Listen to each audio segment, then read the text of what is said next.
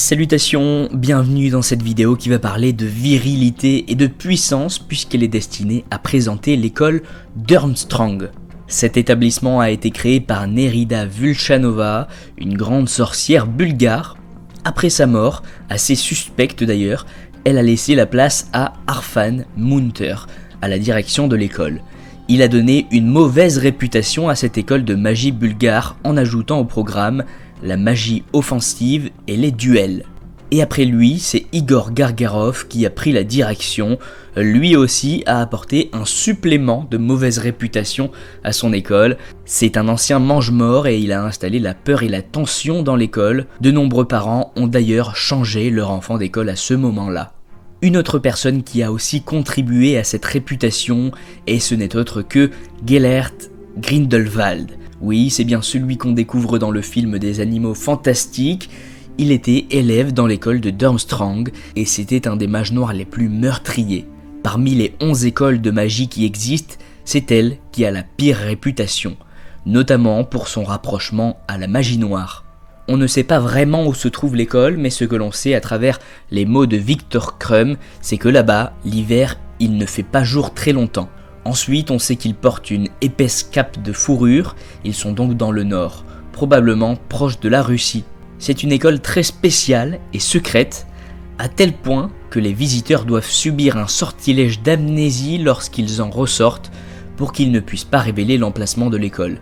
Étrange, non ? L'école de Durmstrang est plus petite que Poudlard, mais aussi moins confortable et agréable, d'où l'émerveillement des élèves de Durmstrang lors de leur arrivée à Poudlard pour le tournoi des 3 sorciers. En revanche, il possède un immense parc donnant sur des lacs et des montagnes. Dans cette école, les sorciers nés moldus ne sont pas admis, la majorité des élèves viendraient d'Europe du Nord ou de l'Est, et malgré la taille du château plus petit qu'à Poudlard, le nombre d'élèves est supérieur à Durmstrang.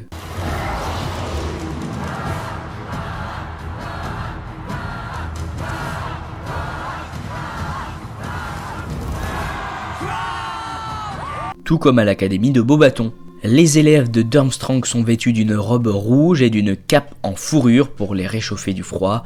Les élèves connus de cette école sont donc Igor Gargarov, Gellert Grindelwald et Viktor Krum. D'ailleurs, Lucius Malfoy voulait envoyer Drago à Durmstrang, mais sa mère a refusé à cause de la réputation de cette école. L'école est mixte, contrairement à ce que l'on peut croire, elle accueille également les filles. Et les élèves, comme à Poudlard, sont répartis dans différentes maisons. À Durmstrang, il y en a 3. Il y a Kostein, aussi appelée maison minérale, son blason est un diamant sur une couronne. La seconde maison est Uzem, ou maison végétale, son blason est un mélange entre une fleur de lys et un filet du diable sur un fond vert. Et la troisième est Dir, ou maison animale, son blason est une tête de sombral entourée de 2 épées, c'est d'ailleurs Viktor Krum qui en deviendra le directeur. Et maintenant, nos amis du Nord, accueillons les fiers garçons de Durmstrang et leur directeur Igor Karkarov. Les élèves sont donc répartis dans ces maisons par un grand miroir qui trie les élèves en fonction de leurs traits de caractère. Voilà pour cette vidéo, elle touche déjà à sa fin. Je compte sur toi pour t'abonner à la chaîne si tu as passé un bon moment. Rejoins-moi aussi sur Instagram pour suivre l'actualité de la chaîne. Et puis en attendant, je te dis à très vite.